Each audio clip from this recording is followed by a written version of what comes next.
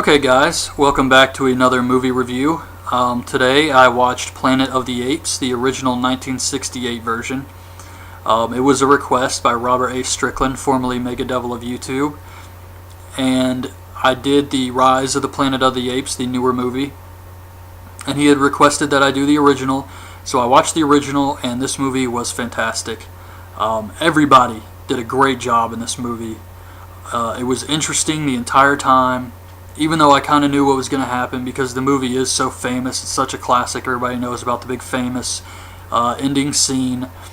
But I thought it was an awesome movie. It really held up over time. I thought everybody did a great job and the costumes were fine. Sometimes they looked a little, hokey with the rubber, but I mean it was 1968 and I was surprised they were as good as they were. The movie starts off, we see some astronauts, they're going into hypersleep, and they crash into this big body of water on some foreign planet. One of them, the girl, she actually dies in hypersleep, her body's kind of like zombified, mummified, and the other three abandon ship. You know it was hypersleep because now they all have beards. And apparently they have been asleep for 2,000 years. They've been away from Earth. Taylor, Landon, and Dodge are the three guys who escape, and they make it to land, and Landon is kind of upset about the other girl dying. He's confused. He doesn't want to believe that they've been away for 2,000 years. Taylor, who is played by Charlton Heston, he sees Landon putting an American flag into the soil and covering it with rocks. So it looks like he's marking it for America. I don't know if this was supposed to be a memorial to the girl who died or if he's just saying this is Earth or something. I don't know, but Charlton Heston does this evil laugh here. And I was like, what the hell was that? But that was pretty funny. Taylor, Charlton Heston, he's kind of a dick to Landon. They find these scarecrows, but they ignore them, and they go swimming in front of a waterfall. Then they see something stealing their clothes and supplies. They follow the trail of clothes and supplies, and they find this village of humans. They are humans, but they act more like cavemen. They can't talk, they grunt, and they're just more like animals than people. They hear this loud growl coming from the jungle, and they all start running, and then we see that it's the apes. The apes are on horseback, they have guns, they start trying to round up the people, they're killing people. They catch Landon, they knock him out, and they catch him in a net, and they actually kill Dodge. They just shoot him. Taylor gets shot in the neck, and he's taken prisoner. They try to communicate with him, but he can't talk because of the wound in his throat. So they think the humans are stupid, which they are, at least the humans on the planet. But the other three are normal humans, they can talk, it's just he's wounded. So they put a female prisoner in his cage with him, and she starts following him around. She can't talk though, obviously.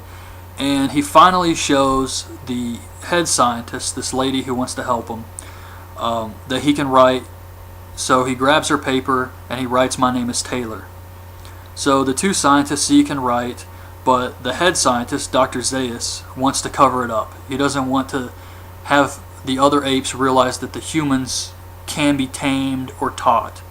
So he tries to cover it up and he wants to do experiments on him, but Taylor escapes from the cage. He runs through the city. He sees a museum with humans on display, and he sees that one of them is Dodge. They eventually catch him, and he can speak again, his wound is healed, and he says the famous line, "Take your stinking paws off me, you damn dirty ape." So I definitely popped for that line. They take him to a court hearing with only the two scientists on his side.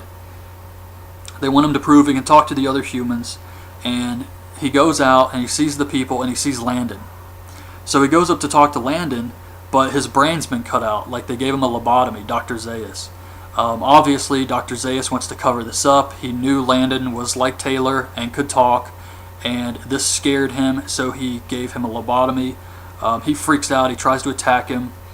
They take him back to court, and he loses the case.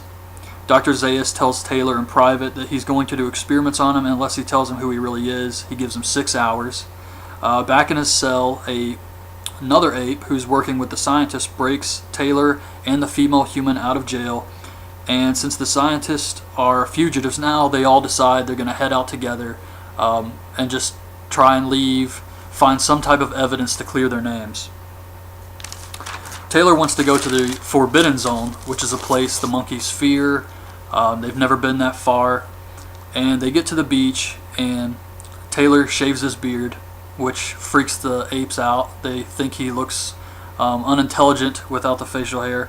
And they're all going to a cave to show Taylor the remains they found of an ancient civilization that could prove that possibly the humans were there first. The other apes show up with Dr. Zaius, and Taylor actually takes Dr. Zaius hostage. He sees the female. This was funny. Dr. Zaius sees the female human with Taylor, and he says, "I didn't know that humans could be monogamous." And Taylor says, "Well, on this planet, it's easy." So I thought that was a great line.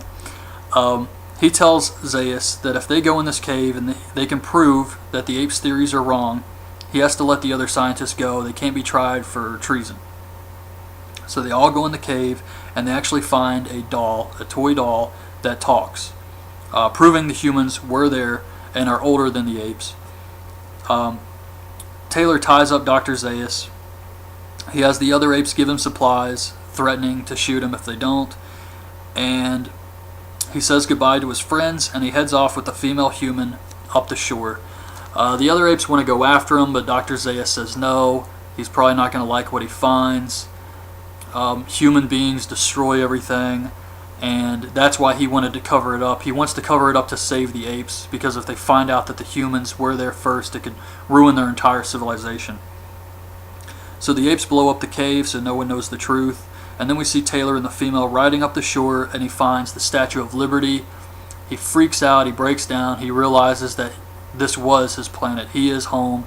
He has been home the entire time. This wasn't some foreign planet he landed on where everything was backwards. This is Earth. Obviously some type of plague or natural disaster happened to kill off all the people, and the apes took over. But he freaks out, and that's the end of the movie. Just an awesome movie. It was really exciting and interesting, and I think it's one of the best stories of all time as far as movies go. It was just really, really good, and it held up perfectly. So it kept my interest the entire time, and if you haven't seen the original Planet of the Apes, you should definitely check this out. So I know some people were skeptical because it is such an old movie, but if you watch this, you won't be disappointed. So that's my review of the 1968 Planet of the Apes. Hope you guys liked the video. I'm going to have some more videos, movie reviews coming up soon, so I hope you can check that out. And that's it. So thanks for watching. Bye.